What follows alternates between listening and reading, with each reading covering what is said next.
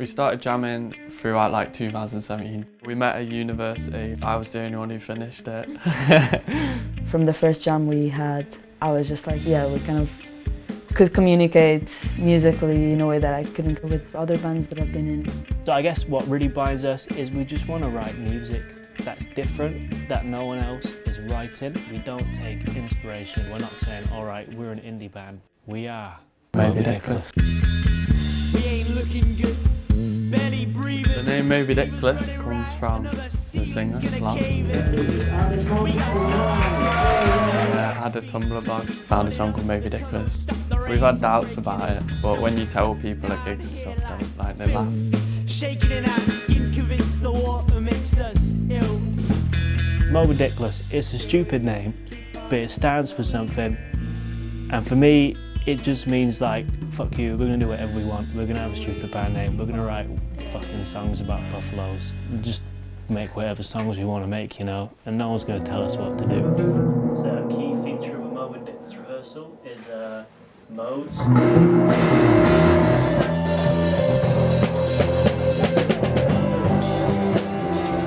I think we have pretty much an open house policy to kind of anything that we want to try, and our thing is to do anything, I suppose, and to try anything. What really binds us is we just want to write music that's different, that no one else is writing. It's a song about a racehorse.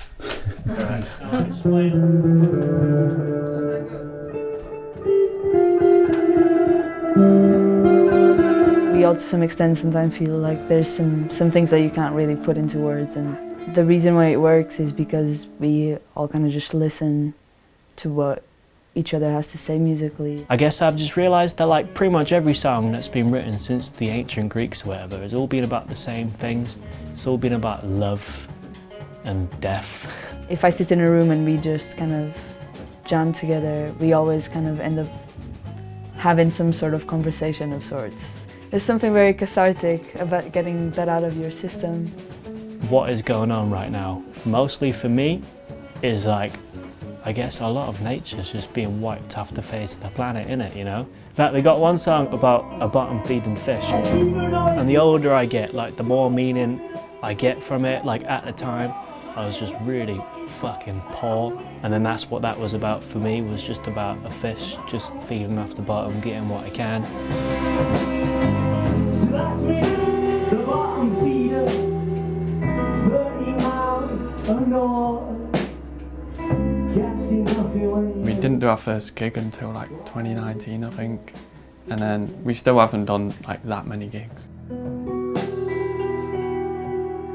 I guess when we first started, I really hated it. It was just like the worst thing possible for me, like going on stage, not only singing, but having to talk to a room full of people. And I remember just one gig, I can't remember which one it is, it all just sort of clicked for me, and I realised, oh, maybe this is what I enjoy. Well, if you enjoyed it, you can like us on Instagram, Facebook.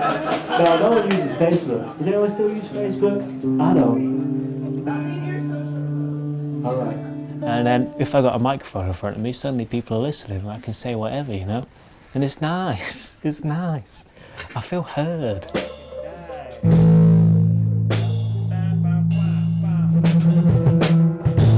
Just making sounds no one's ever made before, and just watching how people react to it, and just making people feel things, you know?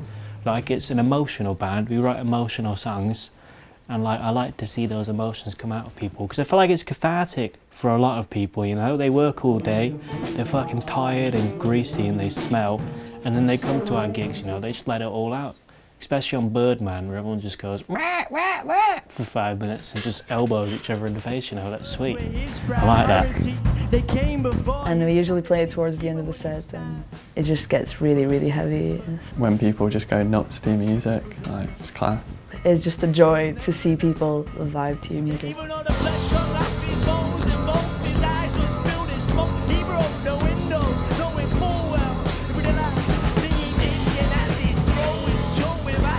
Like, making it for me would just be like a tour in like England or something, maybe a few dates in like Europe, like that'd be class. Music is such a important part of culture that I don't see why it's not seen as a job or you know, a real job. The end goal for me, like, I'll be pretty happy if I could just make a living out of making my original music.